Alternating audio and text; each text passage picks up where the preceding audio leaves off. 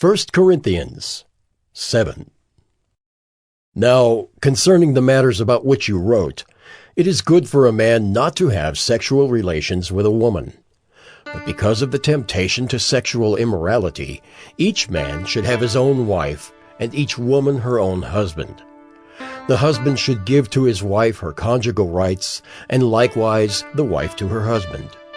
For the wife does not have authority over her own body, but the husband does. Likewise, the husband does not have authority over his own body, but the wife does.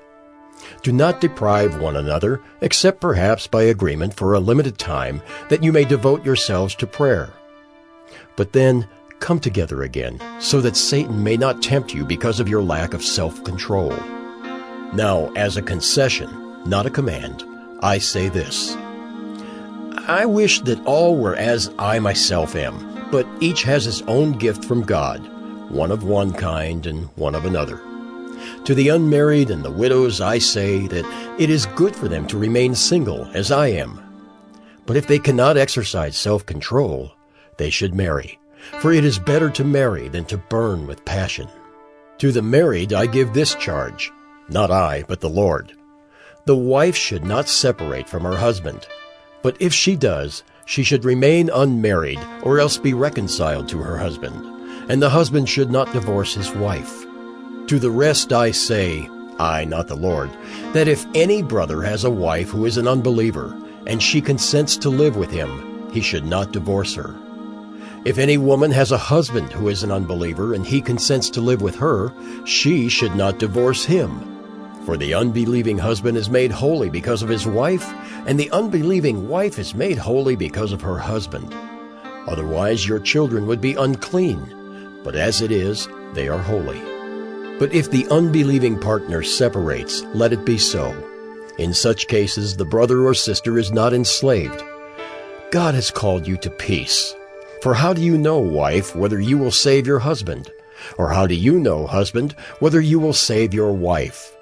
Only let each person lead the life that the Lord has assigned to him, and to which God has called him. This is my rule in all the churches. Was anyone at the time of his call already circumcised? Let him not seek to remove the marks of circumcision. Was anyone at the time of his call uncircumcised? Let him not seek circumcision. For neither circumcision counts for anything, nor uncircumcision, but keeping the commandments of God. Each one should remain in the condition in which he was called. Were you a slave when called? Do not be concerned about it. But if you can gain your freedom, avail yourself of the opportunity. For he who was called in the Lord as a slave is a freedman of the Lord. Likewise, he who was free when called is a slave of Christ. You were bought with a price.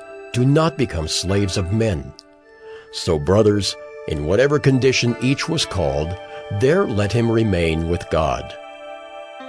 Now concerning the betrothed, I have no command from the Lord, but I give my judgment as one who, by the Lord's mercy, is trustworthy. I think that in view of the present distress, it is good for a person to remain as he is. Are you bound to a wife? Do not seek to be free. Are you free from a wife? Do not seek a wife. But if you do marry, you have not sinned, and if a betrothed woman marries, she has not sinned. Yet those who marry will have worldly troubles, and I would spare you that. This is what I mean, brothers. The appointed time has grown very short. From now on, let those who have wives live as though they had none, and those who mourn as though they were not mourning, and those who rejoice as though they were not rejoicing, and those who buy as though they had no goods, and those who deal with the world as though they had no dealings with it. For the present form of this world is passing away. I want you to be free from anxieties. The unmarried man is anxious about the things of the Lord, how to please the Lord. But the married man is anxious about worldly things, how to please his wife, and his interests are divided.